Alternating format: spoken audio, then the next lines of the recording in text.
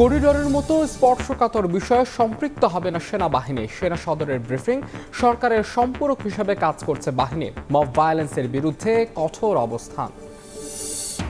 গণতন্ত্রের পক্ষে থাকায় সেনাবাহিনীকে স্বাগত জানানো উচিত, মন্তব্য বিএনপি নেতা খসরুর।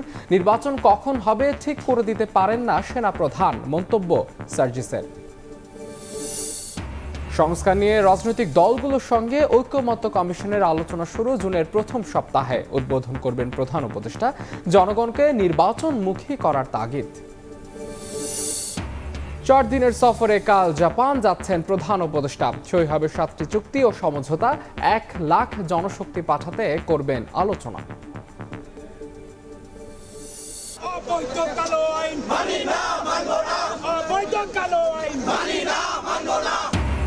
সরকারি চাকরি অধ্যাদেশ বাতিলের দাবিতে উত্তাল সচিবালয়। সুরাহা না হলে কাল সারা দেশে বিক্ষোভের ডাক।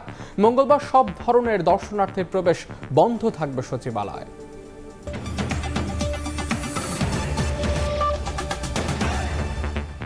প্রবাসের সময় সঙ্গে আছে আমি মাহাদ ইসলাম ধ্রুব।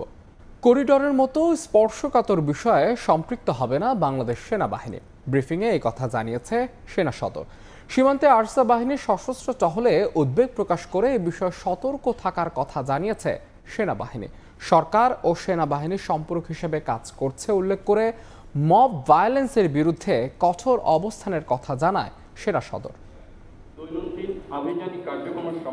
মানবিক করিডোর বিষয়টি নিয়ে বেশ কয়েকদিন ধরেই আলোচনা তুঙ্গে। রাজনৈতিক দল থেকে সামাজিক মাধ্যমে চলছে আলোচনা। বিভিন্ন ধরনের অপরাধের সাথে দুপুরে ঢাকা সেনানিবাসে সংবাদ সম্মেলনে নিজেদের অবস্থান স্পষ্ট করল বাংলাদেশ সেনাবাহিনী। জানালেন, করিডোরের মতো স্পর্শকাতর বিষয়ে সম্পৃক্ত হবে না সেনাবাহিনী। করিডোর একটি স্পর্শকাতর বিষয়। আমরা বাংলাদেশ সেনাবাহিনী দেশের নিরাপত্তা বিঘ্নিত কোনো কাজে বাংলাদেশ সেনাবাহিনী সম্পৃক্ত হবে না। এ সময় সীমান্তে আরসা বাহিনীর সশস্ত্র টহলে উদ্বেগ প্রকাশ করে সেনা সদর জানায়, এ বিষয়ে সতর্ক আছে সেনাবাহিনী। আরাকান আর্মির সঙ্গে সেনাবাহিনীর যোগাযোগ নেই বলেও জানানো হয়। চট্টগ্রামের একটি পোশাক কারখানায় কেএনএফ-এর 30,000 ইউনিফর্ম পাওয়ার বিষয়টিও খতিয়ে দেখা হচ্ছে বলে জানায় সেনা সদর। এই মুহূর্তে বাংলাদেশ মিয়ানমারের যে বর্ডার পরিস্থিতি, নিঃসন্দেহে এটা যে কোনো সময়ের তুলনায় সংবেদনশীল। আমাদের গায়ে বিন্দুমাত্র শক্তি থাকবে। We'll never compromise that. This is our country and we'll protect it at any cost.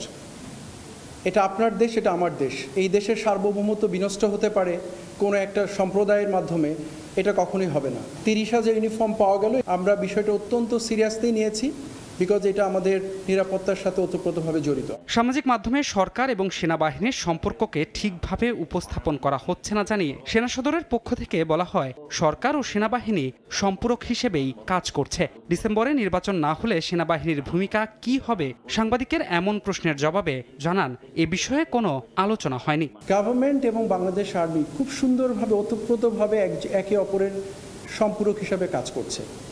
আমরা প্রতিনিয়তই সরকারের সাথেই কাজ করছি, সরকার নির্দেশনা মেনেই কাজ করছি। নির্বাচন নিয়ে যথেষ্ট আলোচনা সমালোচনা হয়েছে। এই বিষয়টি নিয়ে আমরা আর কোনো কথা বলতে চাচ্ছি না।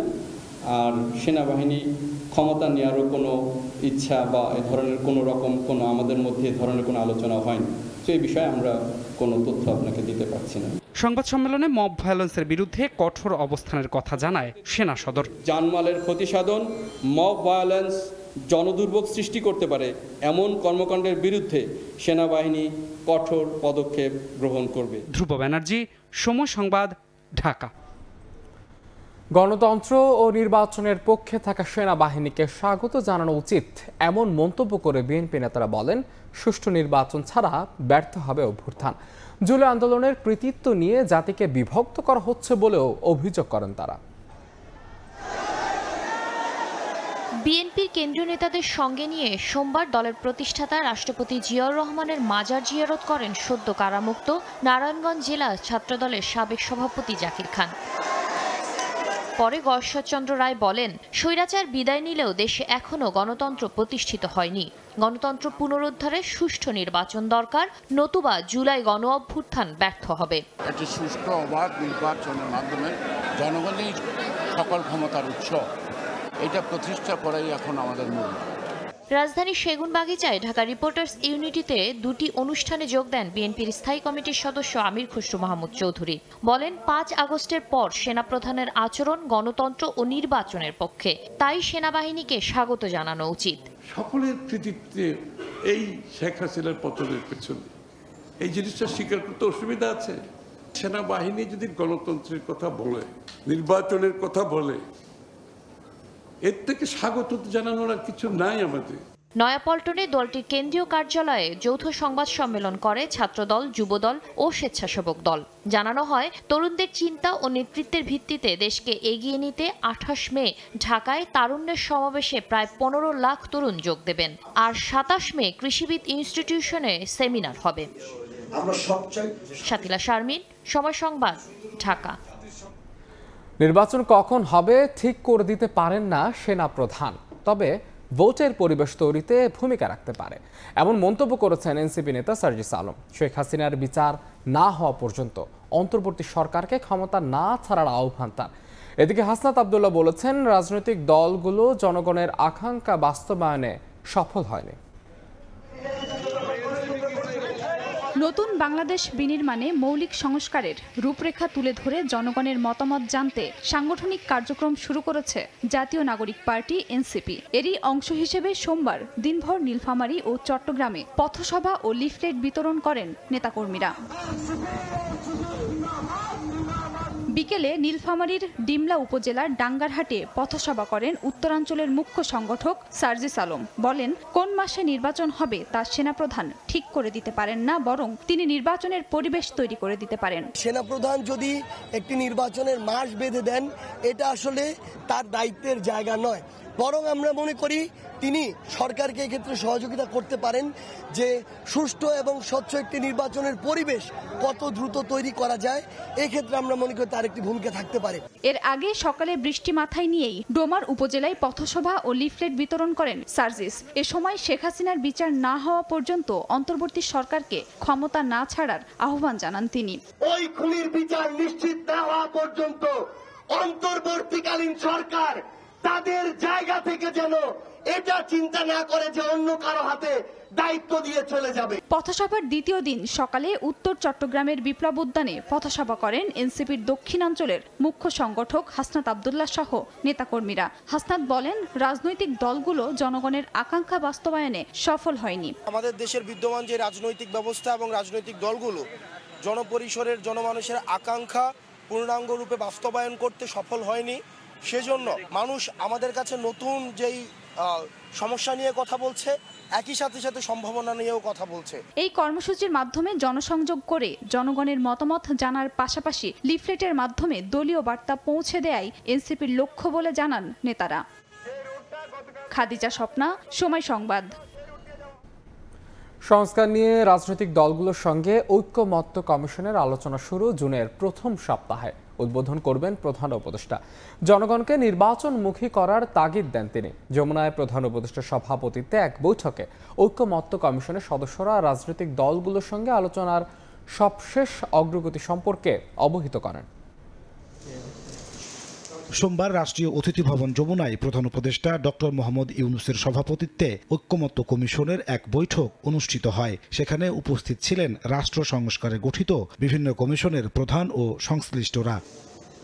এ সভায় ঐক্যমত্য কমিশনের সদস্যরা রাজনৈতিক দলগুলোর সঙ্গে আলোচনার সর্বশেষ অগ্রগতি সম্পর্কে প্রধান উপদেষ্টাকে অবহিত করেন। এ সময় জুনের প্রথম সপ্তাহে রাজনৈতিক দলগুলোর সঙ্গে ঐক্যমত্য কমিশনের দ্বিতীয় দফায় আলোচনা শুরুর সিদ্ধান্ত নেওয়া হয়। আলোচনা উদ্বোধন করবেন প্রধান উপদেষ্টা ডক্টর মোহাম্মদ ইউনূস। এ সময় প্রধান উপদেষ্টা জনগণকে নির্বাচনমুখী করার তাগিদ দিয়ে বলেন, কেউ যেন ব্যালট বাক্স ছিনিয়ে নিতে না পারে সে বিষয়ে নাগরিকদের সচেতন করতে হবে। সভায় অতীতে বিভিন্ন নির্বাচনে অনিয়মের সঙ্গে জড়িতদের ভূমিকা তদন্তের জন্য একটি স্বাধীন কমিশন গঠনের বিষয়ে আলোচনা হয়। কমিশনের সহসভাপতি অধ্যাপক আলী রিয়াজ জানান, এ বিষয়ে প্রত্যেকটি রাজনৈতিক দল এরই মধ্যে একমত হয়েছে। গত ১৯ মে রাজনৈতিক দলগুলোর সঙ্গে ঐক্যমত্য কমিশনের প্রথম দফার আলোচনা শেষ হয়। নাজমুস সালেহী, সময় সংবাদ, ঢাকা। 4 দিনের সফরে আগামীকাল জাপান যাচ্ছেন প্রধান উপদেষ্টা ডক্টর মোহাম্মদ ইউনূস। নিক্কেই সম্মেলনে অংশ নেবেন তিনি। সোমবার পররাষ্ট্র মন্ত্রণালয় ব্রিফিংয়ে ভারপ্রাপ্ত পররাষ্ট্র সচিব রুহুল আলম সিদ্দিকী জানান, 7টি চুক্তি ও সমঝোতা স্মারক সই করবে ঢাকা টোকিও। এছাড়া জাপানের কাছে স্বল্প সুদে $100 কোটি ঋণ সহায়তা চাইবে বাংলাদেশ। স্বাধীনতার পর থেকেই বাংলাদেশের প্রতি বন্ধুত্বের হাত বাড়ানো দেশগুলোর মধ্যে জাপান অন্যতম। মঙ্গলবার দিবাগত রাতে 4 দিনের সফরে দেশটিতে যাচ্ছেন প্রধান উপদেষ্টা। ডক্টর মোহাম্মদ ইউনূসের সফর নিয়ে পররাষ্ট্র মন্ত্রণালয়ের সংবাদ সম্মেলনে ভারপ্রাপ্ত পররাষ্ট্র সচিব জানান, জাপানের কাছে সহজ শর্ত ও স্বল্প সুদে $1 বিলিয়ন ঋণ সহায়তা চাইবে বাংলাদেশ। বাজেটারি সাপোর্ট হিসেবে জাপানের কাছ থেকে $1 বিলিয়ন চাচ্ছি। জাইকা জেট্রো সহ অন্যান্য যে ফরম্যাট আছে সেই ফরম্যাটের মাধ্যমেই আমরা এই বাজেটারি সাপোর্টটা জাপানের কাছ থেকে চেয়েছি। 29 ও 30 মে নিক্কেই সম্মেলনের জন্য জাপান গেলেও দ্বিপাক্ষিক সফর হিসেবেও আলাদা গুরুত্ব পাচ্ছে প্রধান উপদেষ্টার এই সফর। সর্বমোট 7টি MOU সাইনিং হবে। এটা গভর্নমেন্ট টু বিজনেস হবে। এই দুটোই আমাদের ম্যান পাওয়ার জাপানে পাঠানোর উদ্দেশ্যে করা। ভারপ্রাপ্ত পররাষ্ট্র সচিব কথা বলেছেন ভারত সীমান্তের পুশিন ইস্যুতেও। আমরা কাজ করছি না এটা কিন্তু বলি নাই। ভেরিফিকেশনের প্রসেসটা আসলেও লেন্দি। শুধু নাম দিয়ে একজন মানুষকে বাংলাদেশে যদি কোনোভাবে ভেরিফিকেশন করা যায়, সেটা আপনারাই বুঝতে পারবেন এটা একটা ইম্পসিবল জিনিস। জাপানের শ্রমবাজারে দক্ষ জনশক্তি রপ্তানিতে নতুন সম্ভাবনার দুয়ার খুলছে বলে জানিয়েছে পররাষ্ট্র মন্ত্রণালয়। জুম্মান সাদিক, জ্যাভলিন, সময় সংবাদ, ঢাকা। সরকারি চাকরি অধ্যাদেশ বাতিলের দাবিতে উত্তাল সচিবালয়। কাজ ও সব গেট বন্ধ রেখে বিক্ষোভ করেছেন কর্মকর্তা কর্মচারীরা। মঙ্গলবার সচিবালয় সহ সারা দেশে সরকারি প্রতিষ্ঠানে বিক্ষোভ এবং বুধবার কর্মবিরতি ঘোষণা দিয়েছে ঐক্য ফোরাম। এদিকে মঙ্গলবার সচিবালয়ে সব ধরনের দর্শনার্থী প্রবেশ বন্ধ থাকবে বলে জানিয়েছে স্বরাষ্ট্র মন্ত্রণালয়। সরকারি চাকরি অধ্যাদেশ বাতিলের দাবিতে তৃতীয় দিনের মতো বিক্ষোভে উত্তাল প্রশাসনের কেন্দ্রবিন্দু সচিবালয়। সোমবার বেলা 11টায় যার যার দপ্তর ছেড়ে বাণিজ্য ভবনের সামনে জড়ো হন বিক্ষোভকারীরা। অধ্যাদেশকে কালো আইন আখ্যা দিয়ে স্লোগান দেন কর্মকর্তা কর্মচারীরা। ফেটে পড়েন বিক্ষোভে। এরপর মিছিল নিয়ে জনপ্রশাসন, স্বাস্থ্য, বাণিজ্য, গৃহায়ন ও গণপূর্ত এবং আইন মন্ত্রণালয় সহ সচিবালয়ের বিভিন্ন এলাকা প্রদক্ষিণ করেন বিক্ষুব্ধরা। এতে সচিবালয়ের কর্মকর্তা বা দর্শনার্থীদের প্রবেশ এবং চলাচল বন্ধ হয়ে যায়। কর্মকর্তা কর্মচারীরা বলেন, আলোচনার আশ্বাস দিয়েও কর্মচারীদের মতামত ছাড়াই রোববার সন্ধ্যায় সরকারি চাকরি সংশোধন অধ্যাদেশ জারি করা হয়। শৃঙ্খলা ভঙ্গসহ নানা কারণে শাস্তির বিধান থাকলেও আইনগত পদক্ষেপ নেয়ার সুযোগ রাখা হয়নি বলে অভিযোগ তাদের। এই আইনের সবচেয়ে ক্ষতিকারক দিক হচ্ছে আত্মপক্ষ সমর্থনের কোনো সুযোগ নেই। ভালো লাগলো না, চাকরি শেষ। আমরা আদালতেও যেতে পারবো না। তারা যেন এই আইনটা রিভিউ করে। যে কয়জন সচিব এই আইন প্রণয়নের সাথে জড়িত, আমরা তাদের পদত্যাগ চাই।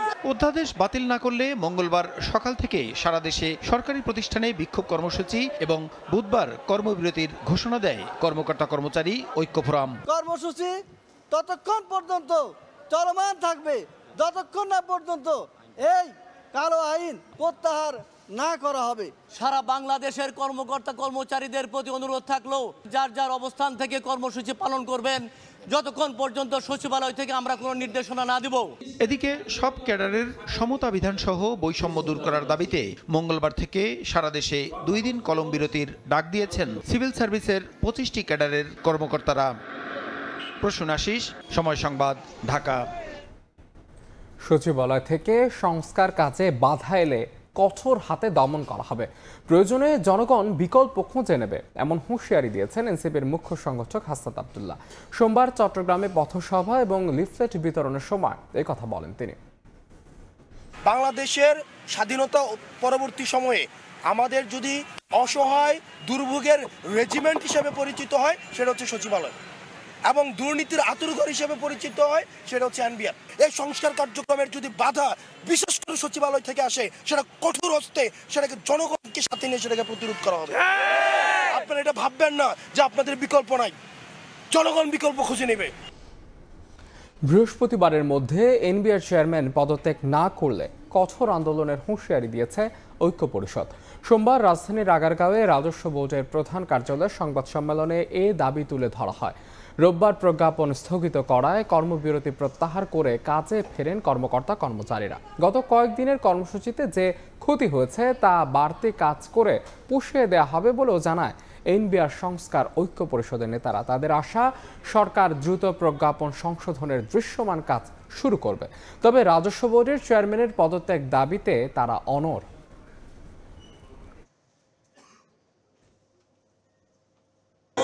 মে 2005 খ্রিস্টাব্দ তারিখের মধ্যে জাতীয় রাজস্ব বোর্ডের চেয়ারম্যানকে অপসারণ করতে হবে। তার প্রতি বিশ্বাস ও আস্থার চরম সংকট তৈরি হওয়ায় এই দাবির ধারাবাহিকতায় ইতিপূর্ব ঘোষিত এনবিআর চেয়ারম্যানের সাথে লাগাতার অসহযোগ কর্মসূচি যথারীতি অব্যাহত থাকবে যতদিন প্রয়োজন। অতিরিক্ত সময় কাজ চলবে বলে আমরা ঘোষণা করছি। শিক্ষার্থী এলেও হয়নি ক্লাস। চাকরির শুরুতে 11তম গ্রেডের বেতন সহ 3 দাবিতে বিভিন্ন জেলায় কর্মবিরতি পালন করছেন প্রাথমিকের সহকারী শিক্ষকরা। দাবি আদায়ে কর্মসূচি চালিয়ে যাওয়ার ঘোষণা আন্দোলনকারীদের। শ্রেণীকক্ষে বসে আছে ক্ষুদে শিক্ষার্থীরা, কিন্তু দেখা নেই শিক্ষকের। বোর্ডগুলোয় লেখা চলছে কর্মবিরতি। সোমবার সকাল থেকে রাজশাহী, খুলনা, রংপুর, ময়মনসিংহ সহ বিভিন্ন জেলার সরকারি প্রাথমিক বিদ্যালয় খোলা থাকলেও ক্লাস নিচ্ছেন না শিক্ষকরা। তাদের দাবি সহকারী শিক্ষকের 11তম গ্রেডে বেতন নির্ধারণ, উচ্চতর গ্রেড প্রাপ্তির জটিলতা নিরসন এবং প্রধান শিক্ষক পদে শতভাগ পদোন্নতি। দাবি আদায় না হওয়া পর্যন্ত এই আন্দোলন চলবে বলে জানিয়েছেন প্রাথমিকের সহকারী শিক্ষকরা। কোনো কিছুতে কিছু হচ্ছে না পেরে বাধ্য হয়ে আমরা সব স্কুলে কর্মবিরতিটা করতে আমরা বাধ্য হচ্ছি। একজন শিক্ষক তৃতীয় শ্রেণীর কর্মচারী হবে, এটা আদৌ কাম্য নয়। বাচ্চারা যে সাফার করছে এটা আমরা চাই না, আমরা শ্রেণীকক্ষে ফিরে যেতে চাই। এদিকে বিদ্যালয়ে শ্রেণী কার্যক্রম বন্ধ থাকায় ভোগান্তিতে শিক্ষার্থীরা। অনেকে ফিরে যান বাড়ি, কেউ কেউ ক্লাসে বসে সহপাঠীদের সঙ্গে মেতে ওঠেন খুনসুটিতে। শিশুদের পড়ালেখা নিয়ে উদ্বেগ প্রকাশ করেন অভিভাবকরা। সকাল থেকে আমরা বসে আছি, ক্লাস হচ্ছে না, স্যাররা দ্রুত ক্লাসে আসুক, এটাই চাই।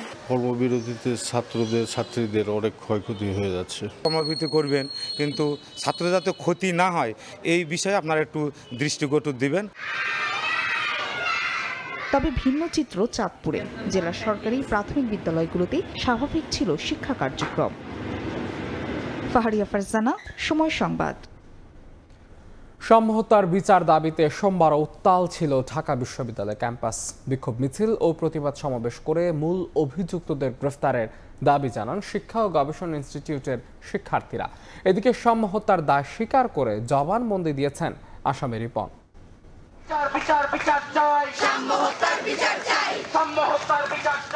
সহপাঠী হারানোর শোক রূপ নিয়েছে ক্ষোভে। স্লোগানে মিছিলে ফের উত্তাল ঢাকা বিশ্ববিদ্যালয় ক্যাম্পাস। সহপাঠী শাহরিয়ার আলম সাম্য হত্যার বিচার আর নিরাপদ ক্যাম্পাসের দাবিতে সোমবার ঢাকা বিশ্ববিদ্যালয়ের শিক্ষা ও গবেষণা ইনস্টিটিউটের সামনে থেকে বিক্ষোভ মিছিল বের করেন শিক্ষার্থীরা। ক্যাম্পাসের বিভিন্ন সড়ক ঘুরে অপরাজেয় বাংলার পাদদেশে প্রতিবাদী সমাবেশে যোগ দেন তারা। সিম্পল বিচারের জন্য রাস্তায় নামতে হয়, এটাই আমাদের পোড়া কপাল। যে ছুরি দিয়ে আঘাত করলো তাকে এখনো ধরা হয়নি। কোনো সিসিটিভি থেকে এখন পর্যন্ত সাম্য যে হত্যাকারী তারা কি ধরা পড়েনি? সাম্য হত্যার বিচার, উপাচার্য প্রক্টরের পদত্যাগ ও নিরাপদ ক্যাম্পাসের দাবিতে বিক্ষোভ করে ছাত্রদল। উপাচার্য কার্যালয়ের সামনে অবস্থান কর্মসূচিতে সংগঠনের নেতারা বলেন, নিরাপত্তা নিশ্চিতে ব্যর্থতার দায় নিয়ে উপাচার্য প্রক্টরকে পদত্যাগ করতে হবে, না হলে আগামীতে কঠোর কর্মসূচিতে যাবে ছাত্রদল। আপনারা এখনো ন্যায় বিচার নিশ্চিত করতে পারেননি, ঢাকা বিশ্ববিদ্যালয়ের শিক্ষার্থীদের নিরাপত্তা নিশ্চিত করতে পারেননি। এইটি আমাদের সহিষ্ণুতার শেষ কর্মসূচি। আগামীতে আমরা যে কর্মসূচি দেব সে কর্মসূচি হবে অধিকতর কঠোর। আমরা প্রয়োজনে এই রেজিস্টার বিল্ডিং তথা প্রশাসনিক বন্টন আমরা তালাবদ্ধ করে দেব। সাম্য হত্যার ঘটনায় এদিন সকালে উপাচার্যের কাছে প্রতিবেদন জমা দিয়েছে বিশ্ববিদ্যালয় প্রশাসন গঠিত তদন্ত কমিটি। ফারুক ভিয়া, রবিন, সময় সংবাদ, ঢাকা। ইশরাক হোসেনকে ঢাকা দক্ষিণ সিটির মেয়র ঘোষণার গেজেট স্থগিত চেয়ে লিফট আপিল করা হয়েছে। মঙ্গলবার শুনানির কথা রয়েছে। এদিকে নগর ভবনের সামনে অবস্থান কর্মসূচি পালন করেছেন সিটি কর্পোরেশনের শ্রমিক কর্মচারীরা। তারা বলছেন, মঙ্গলবারের মধ্যে শপথ না পড়ালে কঠোর আন্দোলন শুরু হবে। স্লোগানে স্লোগানে উত্তাল ঢাকা দক্ষিণ সিটি কর্পোরেশন। সোমবার সকাল থেকে নগর ভবনের সামনে অবস্থান নেন কর্পোরেশনের শ্রমিক কর্মচারীরা। এতে টানা 13 দিনের মতো সেবা কার্যক্রম বন্ধ। ইশরাক হোসেনকে শপথ পড়ানো নিয়ে টাল বাহানা করে যাচ্ছে সরকার, এমন অভিযোগ করে আন্দোলনকারীরা বলেন মঙ্গলবারের মধ্যে শপথ না পড়ালে আবারও কঠোর আন্দোলনে নামবেন তারা। 24 ঘন্টার ভিতরে ইশরাককে যদি ঢাকার মেয়র হিসাবে শপথ পড়ানো না হয় তাহলে আমরা কঠিন থেকে কঠিনতর আন্দোলনে চলে যাব। ইশরাকের আইনজীবী বলেন তার মক্কেলকে শপথ না পড়িয়ে অন্যায় করেছে সরকার। সরকার ব্যর্থতার জন্য একটা নির্বাচিত প্রতিনিধি দায়ী থাকবে না। ইশরাক হোসেনের তার বৈধভাবে নির্বাচনে যে নির্বাচিত হওয়ার মেয়রের চেয়ারে বসার, মেয়রের দায়িত্ব নেওয়ার কিন্তু আইনগত অধিকার রয়ে গেছে। আর এটা সরকারের কারণ হয়নি, যদি না হয় আমরা কন্টেম্প্ট অফ কোর্ট করতে করবো এবং আইনগত ব্যবস্থা গ্রহণ করব। এই আন্দোলনের মধ্যে ইশরাককে মেয়র ঘোষণা করে নির্বাচনী ট্রাইব্যুনালের রায় ও গেজেটের কার্যক্রম স্থগিত চেয়ে লিভ টু আপিল করা হয়েছে, যেটির শুনানি হবে মঙ্গলবার। এই রায়ের বিরুদ্ধে মহামান্য আপিল বিভাগে civil petition for leave to appeal দায়ের করেছি। আমরা আজকে চেষ্টা করেছিলাম যে মহামান্য চেম্বার জজ আদালতে সেটি শুনানির জন্য অন্তর্ভুক্ত করতে, কিন্তু আমরা আজকে সেটি অন্তর্ভুক্ত করতে পারিনি। আমরা আশা করছি এটি আগামীকাল মহামান্য চেম্বার জজ আদালতে শুনানি হবে। এদিকে সোমবারের মধ্যে শপথ পড়াতে স্থানীয় সরকার মন্ত্রণালয়ে আইনি নোটিশ পাঠিয়েছিলেন ইশরাক। মাহাদ ইসলাম ধ্রুব, সময় সংবাদ, ঢাকা। বাংলাদেশ ছাড়া জিয়া পরিবারের কোনো ঠিকানা নেই। পতিত সরকার খুঁজেও দেশের বাইরে তারেক রহমানের বাড়ি কিংবা 1 ছটাক সম্পত্তি দেখাতে পারেনি। 3 বছরের কারাদণ্ডের রায়ের বিরুদ্ধে ডক্টর জুবাইদা রহমানের আপিল শুনানিতে হাইকোর্টে এই কথা বলেছেন তার আইনজীবী। মঙ্গলবার খালাস চেয়ে জুবাইদার আপিল শুনানি শেষ হয়েছে। বুধবার রায় দেবেন উচ্চ আদালত। রায় তারেক রহমান ও জুবাইদা রহমানের খালাসের প্রত্যাশা আইনজীবীদের। 17 বছর নির্বাসিত জীবন কাটিয়ে 6 মে দেশে ফিরেই আইনি লড়াই শুরু করেন ডাক্তার জুবাইদা রহমান।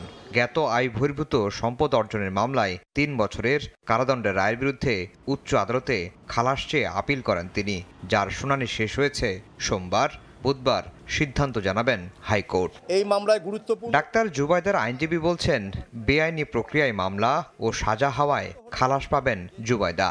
পাশাপাশি আপিল না করলেও 9 বছরের দণ্ড থেকে মুক্ত হবেন বিএনপির ভারপ্রাপ্ত চেয়ারম্যান তারেক রহমান। সরকারি সম্পত্তি সরকার শহীদ রাষ্ট্রপতি জিয়াউর রহমানের পরিবারকে দিয়েছেন, আর আজকে মামলায় তারেক রহমান সাহেবকে দোষী সাব্যস্ত করে সাজা দেওয়া হয়েছে যে এই সম্পত্তি, এই গুলশানের এটা এবং এই মইনুল হোসেন রোডে ক্যান্টনমেন্টের যে বাড়ি, এই দুইটা উনি অবৈধ উপায়ে নাকি অর্জন করেছেন এবং এটা তার জ্ঞাত আয় বহির্ভূত।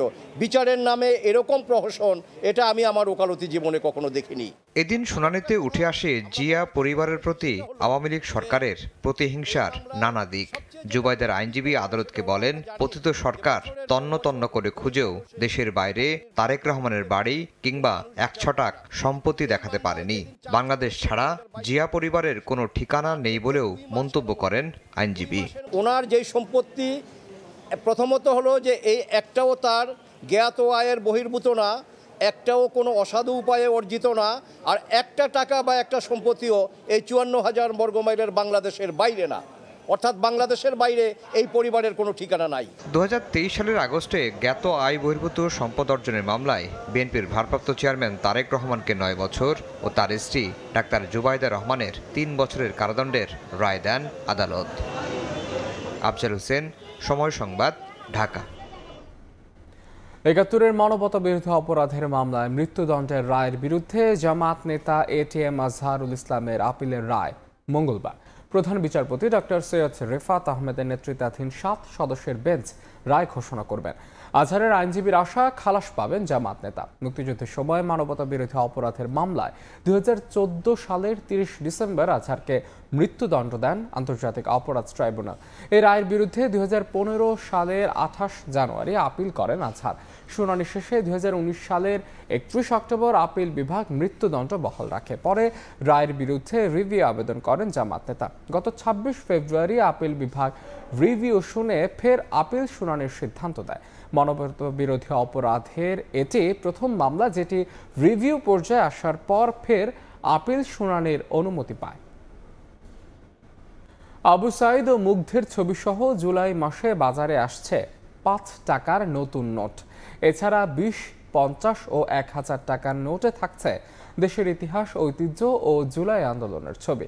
প্রথম ধাপে মোট 1000 কোটি টাকা সমমানের নতুন নোট ছাড়া হচ্ছে বলে জানিয়েছে কেন্দ্রীয় ব্যাংক। বাড়ানো হচ্ছে নিরাপত্তা বৈশিষ্ট্য। সাইফুল ইসলামের রিপোর্ট। জুলাইয়ের ছাত্র জনতার গণ অভ্যুত্থানে ভারত পালিয়ে যান সাবেক প্রধানমন্ত্রী শেখ হাসিনা। বিপ্লবের সাক্ষী হিসেবে দেয়ালে দেয়ালে থেকে যায় নানা ডিজাইনের গ্রাফিতি, যেখানে ফুটে উঠেছে দেশের সর্বস্তরের মানুষের আকাঙ্ক্ষা। এবারে নতুন টাকায় এসব গ্রাফিতি সহ জুলাই গণ অভ্যুত্থানকে স্মরণীয় রাখতে যুক্ত হয়েছে আন্দোলনের নানা ছবি। এছাড়াও থাকছে ইতিহাস, ঐতিহ্যের বিভিন্ন প্রতীক। প্রথম পর্যায়ে বাজারে আসছে 20 ও 50 টাকার নোট। সব ধরনের নোট তো একসাথে ছাপানো সম্ভব না, কিন্তু সবগুলো উদ্যোগ নেওয়া হয়ে গেছে। একটার পর একটা প্রিন্টে যেতে থাকবে। অতএব 2 থেকে 3 ধরনের নোট হয়তোবা এই মাসের মধ্যে ইনশাআল্লাহ মার্কেটে আসবে। বঙ্গভবন ও জাতীয় স্মৃতিসৌধের ছবি সংবলিত 1000 টাকার নোট 2 জুন বাজারে ছাড়া হবে। আর ঈদের পর আসছে জুলাই বিপ্লবের শহীদ আবু সাইদ ও মুগ্ধের অবয়ব সংবলিত 5 টাকার নোট। বহুদিন পর একটা একেবারে ভিন্ন। এর আগেও যখন ডিজাইন চেঞ্জ হতো, মানে খুব বড় ধরনের চেঞ্জ হতো না, কিন্তু এবার হয়তো একটু বড় ধরনের চেঞ্জ হতেও পারে কোনো কোনো নোটের। কেন্দ্রীয় ব্যাংক জানায়, দরপত্র প্রক্রিয়ায় সময় লাগায় ঈদুল ফিতরের আগে নতুন নোট বাজারে ছাড়া সম্ভব হয়নি। বর্তমানে প্রচলিত 9 ধরনের নোটই নতুন করে ছাপানোর সিদ্ধান্ত হয়েছে। সাইফুল ইসলাম, সময় সংবাদ, ঢাকা।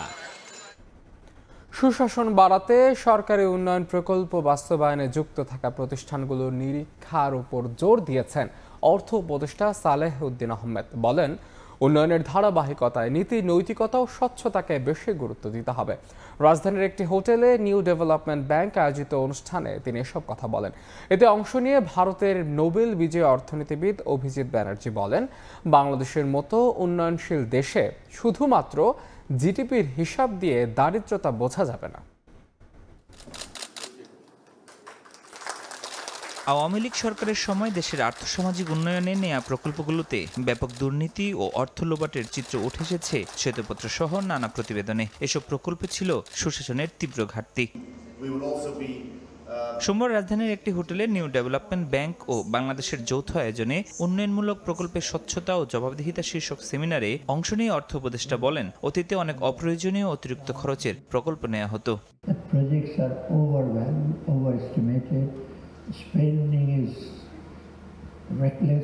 সুশাসন বাড়াতে সরকারি উন্নয়ন প্রকল্প বাস্তবায়নে যুক্ত থাকা প্রতিষ্ঠানগুলোর নিরীক্ষার উপর জোর দিয়েছেন তিনি। বলেন, মানুষের জন্য প্রয়োজনীয় প্রকল্পই গ্রহণ করা দরকার।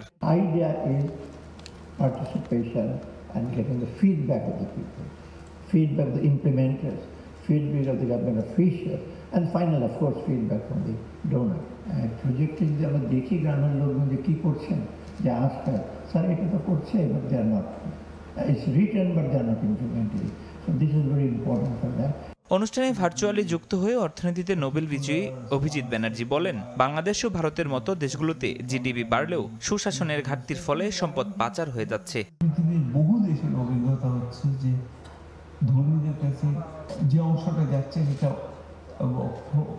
ক্রমশ বাড়ছে। যতটা আমরা জিডিপি দিয়ে মাপবো তার সাথে আমাদের ভাবতে হবে এর অ্যাকচুয়াল যেগুলো লাভ সেটা কার কাছে যাচ্ছে। টেকসই অর্থনীতি নিশ্চিতে স্বচ্ছতা ও জবাবদিহিতার উপর জোর দেন ভারতীয় এই নোবেল বিজয়ী। ফরহাদুর রহমান, সময় সংবাদ, ঢাকা। বাসে কোরবানির পশু পরিবহন করা যাবে না বলে জানিয়েছেন মৎস্য প্রাণী সম্পদ উপদেষ্টা ফরিদ আক্তার। রাজধানীর খামার বাড়িতে এক সেমিনারে এই কথা বলেন তিনি। বাসের যে বক্সগুলো আছে না, ওর মধ্যে ছাগল নিয়ে আসে এবং অনেকগুলো সাফোকেটেড হয়ে মরে যায়। এই যে কি পরিমাণ নিষ্ঠুরতা প্রাণীর প্রতি, এটা কিন্তু আমরা মানে কোরবানিতে আমরা দেখাতে চাই যে এটা আমরা মনিটর করছি এবং এটার কোনো প্রকার যদি ভঙ্গ হয় তাহলে সেটা কিন্তু একটা অপরাধ হিসেবে আমরা চিহ্নিত করব। দুদকের তলবে হাজির না হয়ে ৯০ দিনের সময় চাইলেন বসুন্ধরা গ্রুপের চেয়ারম্যান আহমেদ আকবর সোবহান সহ পরিবারের ৯ সদস্য। শারীরিক অসুস্থতা ও বিশাল ব্যবসার হিসাব দিতে এই সময়ের প্রয়োজন বলে চিঠিতে উল্লেখ করা হয়েছে। দুদক বলছে, শুধু বসুন্ধরা নয়, টাস্ক ফোর্সের আওতায় থাকা অন্যান্য ব্যবসায়ী গ্রুপের বিরুদ্ধেও অনুসন্ধান চলমান রয়েছে। হাসিনার সাথে ২০ কোটি মানুষ আমরা সম্পৃক্ত। আলোচিত ব্যবসায়ী প্রতিষ্ঠান বসুন্ধরা গ্রুপের বিরুদ্ধে ভূমি দখল, ঋণ জালিয়াতি, বিদেশে নাগরিকত্ব গ্রহণ, রাজস্ব ফাঁকি, অর্থ পাচারের অভিযোগে টাস্ক ফোর্স গঠন করে দুর্নীতির অনুসন্ধানের নামে দুদক। এর ধারাবাহিকতায় বসুন্ধরা গ্রুপের চেয়ারম্যান আহমেদ আকবর সোবহান, এমডি সাইম সোবহান আনবির সহ পরিবারের ৯ সদস্যকে ২৫ ও ২৬ মে তলব করে চিঠিও দেয় সংস্থাটি। তবে তলবে হাজির না হয়ে ৯০ দিনের সময় আবেদন করেছেন বসুন্ধরা গ্রুপের সংশ্লিষ্টরা। দুদক বলছে, ৪৫ কার্যদিবসের মধ্যে অনুসন্ধান শেষ করার আইনি বিধান থাকায় সেইভাবে ব্যবস্থা নেবে তারা। আইন বিধি অনুযায়ী একটু সময় নির্ধারণ করা আছে, সেই সময়ের মধ্যে অনুসন্ধান কার্যক্রম শেষ করার জন্য হলেও তার প্রেক্ষিতে যেহেতু তারা আবেদন করেছেন, সেটাও হয়তো তারা তদারকি কর্মকর্তার সাথে আলোচনা করে সিদ্ধান্ত নেবেন যে আসলে তারা কয়দিন সময় দিতে পারবেন। বসুন্ধরা ছাড়াও এস আলম, নাসা, বেক্সিমকো, নাবিল সহ 10টি গ্রুপের বিরুদ্ধে দুর্নীতির অনুসন্ধান চলছে বলে জানান দুদকের কর্মকর্তা। টাস্ক ফোর্স গঠন হয়েছে, যেসব বড় বড় কোম্পানিগুলোর বিরুদ্ধে এই যে অনিয়ম দুর্নীতির বিরুদ্ধে অনুসন্ধান চলছে, অনুসন্ধান কার্যক্রম চলমান। এদিন কারাগারে থাকা হবিগঞ্জ ৪ আসনের সাবেক এমপি ব্যারিস্টার সৈয়দ সাইদুল হক সুমনকে দুদকের আবেদনে দেশ ত্যাগে নিষেধাজ্ঞা দিয়েছেন আদালত। তাসলিম তৌহিদ, সময় সংবাদ, ঢাকা। জুলাই ঘোষণাপত্রে বেসরকারি বিশ্ববিদ্যালয়ের অবদান অন্তর্ভুক্ত করার দাবি জানিয়েছেন বেসরকারি বিশ্ববিদ্যালয়ের শিক্ষার্থীরা। সোমবার বিকেলে জাতীয় প্রেস ক্লাবে আয়োজিত জুলাই ঘোষণাপত্র বেসরকারি বিশ্ববিদ্যালয়ের ভাবনা শীর্ষক আয়োজিত আলোচনা সভায় এ দাবি জানান তারা। একই সঙ্গে জুলাইয়ের আকাঙ্ক্ষা বাস্তবায়নের জন্য ঘোষণাপত্রকে সংবিধানে অন্তর্ভুক্ত করার আহ্বান বক্তাদের।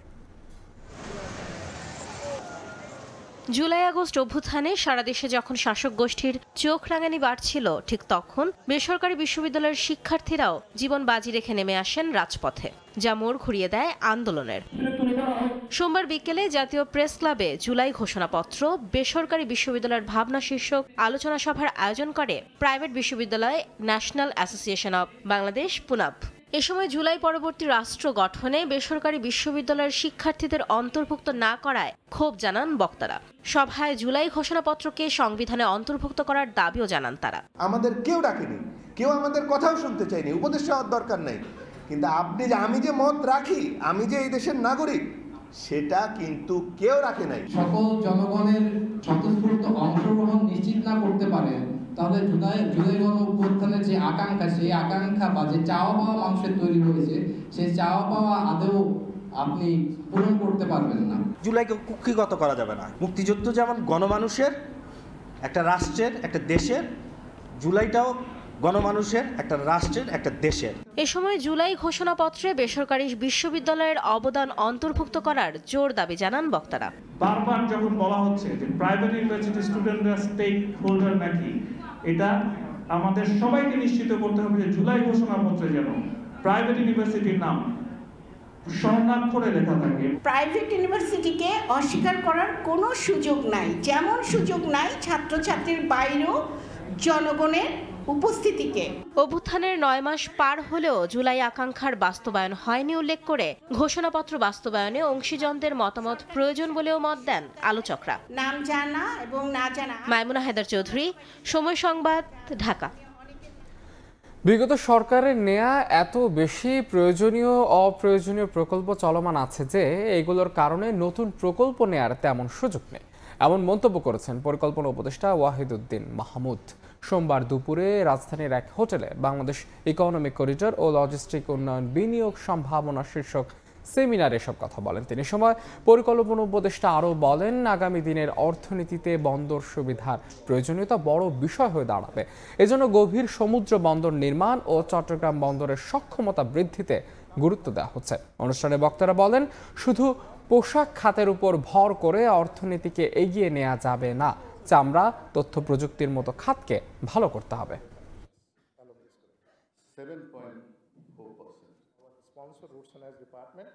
There are so many ongoing projects. উত্তরাধিকার সূত্রে পাওয়া ত্রুটিপূর্ণ প্রকল্প শেষ করতেই অধিকাংশ অর্থ ব্যয় করতে হচ্ছে অন্তর্বর্তী সরকারকে। ফলে নতুন বাজেটে শিক্ষা, স্বাস্থ্যের মতো খাতে বরাদ্দ বাড়ানো যাচ্ছে না। We are constrained with which is called tyranny of ongoing projects. নারীর উন্নয়নে বাজেটে বরাদ্দের অর্থ সঠিক ব্যবহার হয় না, যা বরাদ্দ থাকে সেটি খরচ হয় না বলে মন্তব্য করেছেন সিপিডি সম্মাননীয় ফেলো দেবপ্রিয় ভট্টাচার্য। সোমবার সকালে রাজধানীর একটি হোটেলে আয়োজিত অনুষ্ঠানে তিনি এসব কথা বলেন। বাজেটের ভিতরে নারীদের দেওয়ার ক্ষেত্রে আমাদের যে আর্থিক সংকুলান সেটা খুবই কম। যেটুকু দেওয়া হয় তার কাঠামোর মধ্যে আবার সমস্যা থাকে, বিল্ডিং বানানোতে টাকা চলে যায়, আর যেটুকু দেওয়া হয় বাকি থাকে সেটুকুও ঠিকমতো বছর শেষে খরচ হয় না। যেটুকুও বা খরচ হয় তার আবার মূল্যায়ন হয় না, এটা প্রকৃতভাবে নারীদের পক্ষে গেছে কিনা ওই মূল্যায়ন করার জন্য আবার তথ্য উপাত্ত নাই। সেহেতু এটা চক্রাকারে নারী বৈরী একটা অর্থায়ন প্রক্রিয়ার ভিতরে আমরা ঢুকে যাই। বিশ্বের বিভিন্ন দেশের মতোই ভারতে আবারও করোনার প্রভাব বাড়তে শুরু করেছে। দেশের বিভিন্ন রাজ্যে করোনার নতুন 2 ভ্যারিয়েন্ট সংক্রমিত হচ্ছে মানুষ। সরকারি হিসাব অনুযায়ী 25 মে পর্যন্ত সংক্রমণের সংখ্যা 1009। পশ্চিমবঙ্গেও ক্রমশ বাড়ছে সংক্রমণের সংখ্যা। ভারত থেকে বিস্তারিত জানাচ্ছেন সুব্রত আচার্য, ছবি তুলেছেন বিশ্বজিৎ দাস। ভারতে আবারও আতঙ্ক ছড়াচ্ছে করোনা। পরীক্ষা করে দেখা যাচ্ছে নতুন 2 ভ্যারিয়েন্টে সংক্রমিত হচ্ছেন মানুষ। এর মধ্যে একটি LF7 এবং অন্যটি NB1.8.1। আক্রান্তদের মধ্যে প্রবল মাথা ব্যথা, গলা খুসখুস, হালকা জ্বর, পাতলা পায়খানা এবং পেট ব্যথার মতো উপসর্গ দেখা যাচ্ছে। সব বয়সের মাঝেই আক্রান্তের প্রবণতা রয়েছে। দেশটির কেন্দ্রীয় স্বাস্থ্য দপ্তরের উদ্ধৃতি দিয়ে বিভিন্ন গণমাধ্যম বলছে 25 মে পর্যন্ত দেশটিতে সংক্রমণের সংখ্যা 1009 জন। তবে উদ্বেগের বিষয় গেল 7 দিনেই সংক্রমিত হয়েছেন 750-র বেশি মানুষ। গণমাধ্যমের দাবি দেশটির রাজধানী নয়াদিল্লি করোনা সংক্রমণের শীর্ষে, এরপর মুম্বাই। এছাড়াও কেরালা রাজ্যের বিভিন্ন এলাকা থেকেও সংক্রমণের খবর মিলছে। তবে পশ্চিমবঙ্গে এখনো পর্যন্ত 11 জনের সংক্রমণের তথ্য দিচ্ছে রাজ্য প্রশাসন। এদের মধ্যে 55 বছরের প্রবীণ নাগরিক যেমন রয়েছেন, তেমনি 11 বছরের শিশুও। যদিও করোনার নতুন ভ্যারিয়েন্টের সংক্রমণ নিয়ে তেমন প্যানিক না হওয়ার পরামর্শ সরকারের, তবে সবাইকে স্বাস্থ্যবিধি মেনে চলার কথাও জানাচ্ছেন রাজ্য ও কেন্দ্রের স্বাস্থ্য দপ্তরের কর্মকর্তারা। ভারতের প্রতিবেশী চীন সহ বিশ্বের বিভিন্ন দেশে নতুন করে করোনা সংক্রমণের খবর পাওয়া যাচ্ছে। সুব্রত আচার্য, সময় সংবাদ, ভারত। দেখছেন প্রবাসের সময়। খেলার খবর। টি-20 সিরিজ সামনে রেখে লাহোরে প্রথমবারের মতো অনুশীলন করল বাংলাদেশ ক্রিকেট দল। বাংলাদেশ সময় রাত 8:30টায় গাদ্দাফি স্টেডিয়ামে অনুশীলন সেশনে যোগ দেন লিটন শান্তরা। পরে হেড কোচ ফিল সিমন্সের অধীনে প্রায় কয়েক ঘন্টা ঘাম ঝরান ক্রিকেটাররা। প্রথমে কিছুক্ষণ ভলিবল খেলে গা গরম করেন সবাই। পিএসএল ফাইনাল শেষে এদিন দলের সঙ্গে যোগ দিয়েছেন 2 চ্যাম্পিয়ন ক্রিকেটার রিশাদ হোসেন এবং মেহেদী হাসান মিরাজ। অনুশীলনে ছিলেন টাইগারদের নতুন পেস বোলিং কোচ শন টেইটো। পেসারদের নিয়ে আলাদা করে কাজ করতে দেখা গেছে তাকে। আর জিম্বাবুয়ে সিরিজে না থাকলেও আবারও টাইগার শিবিরে ফিরেছেন স্পেন কোচ মুস্তাক আহমেদ। অনুশীলনে দীর্ঘদিন ব্যাটে বলে নিজেদের ঝালিয়ে নিয়েছেন ক্রিকেটাররা। মাঝে ব্যাট নেট সেশনে স্কিল নিয়ে কাজ করেছেন কম বেশি স্কোয়াডে থাকা সবাই। আরব আমিরাতের বিপক্ষে হেরে যাওয়া সিরিজের পর ঘুরে দাঁড়াতে মরিয়া বাংলাদেশ।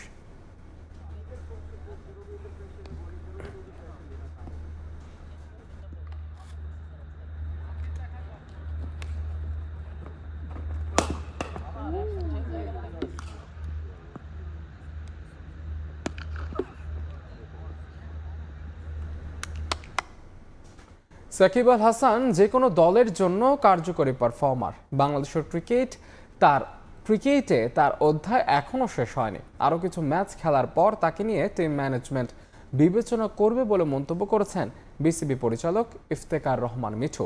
লিটন শান্তদের মতো অভিজ্ঞতা থাকলেও এই দলটাকে তরুণ বলছেন বিসিবির পরিচালক। সে কারণেই আসছে না কাঙ্ক্ষিত ফলাফল। তবে শীঘ্রই তারা দায়িত্ব নিয়ে সামনের দিকে এগিয়ে যাবে বলে আশা বোর্ড কর্তার। সময় দেখা হলে দেশীয় কোচিং প্যানেল সফল হবে বলে প্রত্যাশা মিঠুর। 5 আগস্ট ছাত্র জনতার অভ্যুত্থান পরবর্তী অনিশ্চয়তায় টাইগার ক্রিকেটে সাকিব আল হাসানের ভবিষ্যৎ। মামলা মাথায় নিয়ে দেশান্তরিত দেশসেরা ক্রিকেটার বাদ পড়েছেন জাতীয় দল থেকেও। পূরণ হয়নি মিরপুরে শেষ টেস্ট খেলার স্বপ্ন। কঠিন সময় পার করেছেন সাকিব। অবৈধ বোলিং অ্যাকশনের কারণে নিষিদ্ধ হয়েছিলেন, তবে পরীক্ষা উতরে আবারও ফিরেছেন ক্রিকেটে। পিএসএলে সুযোগ পেয়ে খেলেছেন লাহোর কালান্দার্সের হয়ে। বাংলাদেশ দলও এখন পাকিস্তানে। লম্বা সময় পর সতীর্থদের সঙ্গে দেখা হওয়ার সুযোগ বাঁহাতির। প্রশ্ন উঠছে, বোলিং অ্যাকশন শুধরে আসার পর জাতীয় দলে ফেরার সম্ভাবনা কতটুকু সাকিবের? আমাদের যে ম্যানেজমেন্ট আছে, টিম ম্যানেজমেন্ট আছে, টিম সেট আপ আছে, প্লাস সাকিব তো this is the first tournament খেললো আফটার রেকটিফিকেশন। সো এটা সামনে দেখার ব্যাপার যে but he is a world class player. Any টিমের জন্য সে কিন্তু একটা অ্যাসেট। সাকিব, তামিম, মুশফিক, রিয়াদ পরবর্তী সময়ে বাজে পারফরমেন্স বাংলাদেশের। ব্র্যান্ড ভ্যালু কমেছে টাইগার ক্রিকেটের। এরপর ঘরের মাটিতে জিম্বাবুয়ের বিপক্ষে টেস্ট সিরিজ হার আর আইসিসির সহযোগী দেশ সংযুক্ত আরব আমিরাতের কাছেও সিরিজ হেরেছে রঙিন পোশাকে। তারপরও দল নিয়ে আশাবাদী বোর্ড পরিচালক। মনে প্রাণে বিশ্বাস করি যে বাংলাদেশ টিমের ছেলেদের, যে ইয়াং ছেলেদের এখন ট্রেমেন্ডাস ট্যালেন্ট আছে, কিন্তু আমাদের একটু কনসিস্টেন্সি বাড়াতে হবে এবং অ্যাপ্লিকেশনটা ইমপ্রুভ করতে হবে। বাংলাদেশ পাকিস্তানের সর্বোচ্চ নিরাপত্তার মধ্যে আছেন বলেও জানান তিনি। এছাড়া নিরাপত্তা সংক্রান্ত বিষয়ে বোর্ডের পক্ষ থেকে সার্বক্ষণিক যোগাযোগ রাখা হচ্ছে বলেও জানান মিঠু। তারেক হাসান শিমুল, সময় সংবাদ, ঢাকা। এবার দেশের ফুটবল প্রসঙ্গ। বাংলাদেশ সিঙ্গাপুর ম্যাচের অনলাইন টিকিট কাটা নিয়ে সমর্থকদের ভোগান্তির দায় স্বীকার করলেন বাফুফের সভাপতি তাবিদ আওয়াল। তবে কালোবাজারি ঠেকাতে অনলাইনে টিকিট বিক্রির সিদ্ধান্ত নিয়েছিল বাফুফে। ভবিষ্যতেও টিকিট কালোবাজারিদের বিপক্ষে নিজেদের কঠোর অবস্থানের কথা জানান বাফুফে বস। এশিয়ান কাপ বাছায় বাংলাদেশ সিঙ্গাপুর ম্যাচ নিয়েও আশাবাদী তাবিদ আওয়াল। বাংলাদেশ সিঙ্গাপুর ম্যাচের টিকিট সোনার হরিণ। অনলাইনে শত চেষ্টা করেও যা সংগ্রহ করতে পারছেন না ফুটবল প্রেমীরা। গেল শনিবার অনলাইনে টিকিট বিক্রি শুরুর ঘণ্টা খানেকের মাথায় সাইবার অ্যাটাকে সার্ভার ডাউন হয়ে পড়ে টিকিট বিক্রির প্ল্যাটফর্ম টিকিফাই। অফলাইন নাকি অনলাইন, শুরু থেকেই টিকিট বিক্রির মাধ্যম নিয়ে হয়েছে নানা আলোচনা। শেষ পর্যন্ত বাফুফে বেছে নিয়েছিল ডিজিটাল মাধ্যম। তবে যাদের দেওয়া হয়েছিল দায়িত্ব, তারা যে অঘটন ঘটাবে তা ছিল অনুমেয়। এর আগেও অনলাইনে টিকিট বিক্রি করতে গিয়ে সাইবার অ্যাটাকের কবলে পড়েছিল টিকিফাই। টিকিট কিনতে সমর্থকদের যে দুর্ভোগ পোহাতে হচ্ছে তা স্বীকার করলেন বাফুফে সভাপতি। বাংলাদেশ ফুটবল ফেডারেশন থেকে আমরা সবসময় চেষ্টা করি নতুন কিছু করার জন্য, ইনোভেটিভ কিছু করার জন্য। তো প্রথমবার কিছু করতে গেলে, ইনোভেটিভ হতে হলে একটু ভুল ত্রুটি হতে পারে, যেটা আমি স্বীকার করে নিয়েছি। কিন্তু ইস্যুটা না যে সমস্যা হচ্ছে, ইস্যুটা হলো আমরা কত দ্রুত সমস্যাটাকে সমাধান করতে পারছি। আমরা আশাবাদী ভেরি কুইক আমরা সমাধান করে দিব। টিকিট কালোবাজারি ঠেকাতে অনলাইন মাধ্যমকে বেছে নিয়েছে বাফুফে। ভবিষ্যতে কালোবাজারি ঠেকাতে আরও সতর্ক থাকবে ফেডারেশন। সব কিছু করছি যেন মানে একদম সাধারণ ফ্যান, লয়াল ফ্যান যেন টিকিটটা নিজের হাতে নিতে পারে, কারো ব্রোকার বা কারো মাধ্যমে নয়। আর যারা যারা কালোবাজারি করতে চায় তাদের তো আপনারা নমুনা শুনিয়ে গেছে এই মুহূর্তে। এই সাইবার অ্যাটাক যেটা হয়েছে আমাদের ওয়েবসাইট এবং টিকিটিং প্ল্যাটফর্মের উপরে, সেটা কিন্তু মূলত হয়েছিল বিকজ একটা বা দুইটা আইপি অ্যাড্রেস থেকে চেষ্টা করেছিল ব্যাপকভাবে টিকিটগুলোকে ব্লক করার জন্য। সেটা আমরাই হতে দিই নাই। আমরা নিয়মিত ব্ল্যাক মার্কেট এগেনস্টে আমরা অভিযান চালাবো। টিকিট কেনার থেকে শুরু করে স্টেডিয়ামে প্রবেশ করা পর্যন্ত আমরা একটা নজরদারিতে রাখবো, যে কারণে টিকিটটা সম্পূর্ণ অনলাইন এবং ডিজিটাল প্রক্রিয়াতে যাচ্ছে। এশিয়ান কাপ বাছাইয়ে বাংলাদেশ সিঙ্গাপুর ম্যাচের ফলাফল নিয়েও বেশ আশাবাদী বাফুফে বস। র্যাঙ্কিংয়ের উন্নতিতে চোখও তার। এই ম্যাচ ঘিরে ফ্যানদের জন্য বিশেষ ব্যবস্থার কথাও জানান তিনি। জুনের 10 তারিখে এই গ্রুপের নতুনভাবে একটা মানে র্যাঙ্কিং শুরু হতে যাচ্ছে। But I am very very confident যে আমরা আগামীতে খেলা জিতবো, আমরা এএফসিতে কোয়ালিফাইও করব, অ্যান্ড তার পাশাপাশি ন্যাচুরালি আমাদের র্যাঙ্কিংও বেড়ে যাবে। ম্যাচ ডেতে ডেফিনেটলি একটা সার্জ অফ ফ্যান বেস আসতে পারে। আমরা তাদেরকেও স্টেডিয়ামের বাইরে অনেক আয়োজন রাখছি, যে যারা যারা হয়তো স্টেডিয়ামে প্রবেশ করতে পারবেন না কিন্তু স্টেডিয়াম কমপ্লেক্সে ফ্যান জোনে থাকতে চান, সেসব ব্যাপারেও আমরা কিন্তু এনাফ আমি মনে করি অ্যাক্টিভিটিস তৈরি করতেছি যেন সবাই কিছু না কিছুভাবে এঙ্গেজ থাকে। স্টেডিয়ামের আসন সংখ্যা সীমিত হওয়ায় হামজা সমিতদের ম্যাচ সরাসরি দেখা থেকে বঞ্চিত হবেন অনেক সমর্থক। তবে সেসব ফ্যানদের ধৈর্য ধরতে বললেন বাফুফে সভাপতি। ফাহিম ইসলাম, সময় সংবাদ, ঢাকা। এই পর্যায়ে শীর্ষ সংবাদগুলো জানিয়ে দিচ্ছে আরেকবার। করিডোরের মতো স্পর্শকাতর বিষয়ে সম্পৃক্ত হবে না সেনাবাহিনী, সেনা সদরের ব্রিফিং। সরকারের সম্পূরক হিসেবে কাজ করছে বাহিনী, মব ভায়োলেন্সের বিরুদ্ধে কঠোর অবস্থান। গণতন্ত্রের পক্ষে থাকা সেনাবাহিনীকে স্বাগত জানানো উচিত, মন্তব্য বিএনপি নেতা খসরুর। নির্বাচন কখন হবে ঠিক করে দিতে পারেন না সেনা প্রধান, মন্তব্য সার্জিসের। এবং সংস্কার নিয়ে রাজনৈতিক দলগুলোর সঙ্গে ঐক্যমত্য কমিশনের আলোচনা শুরু জুনের প্রথম সপ্তাহে। উদ্বোধন করবেন প্রধান উপদেষ্টা, জনগণকে নির্বাচনমুখী করার তাগিদ।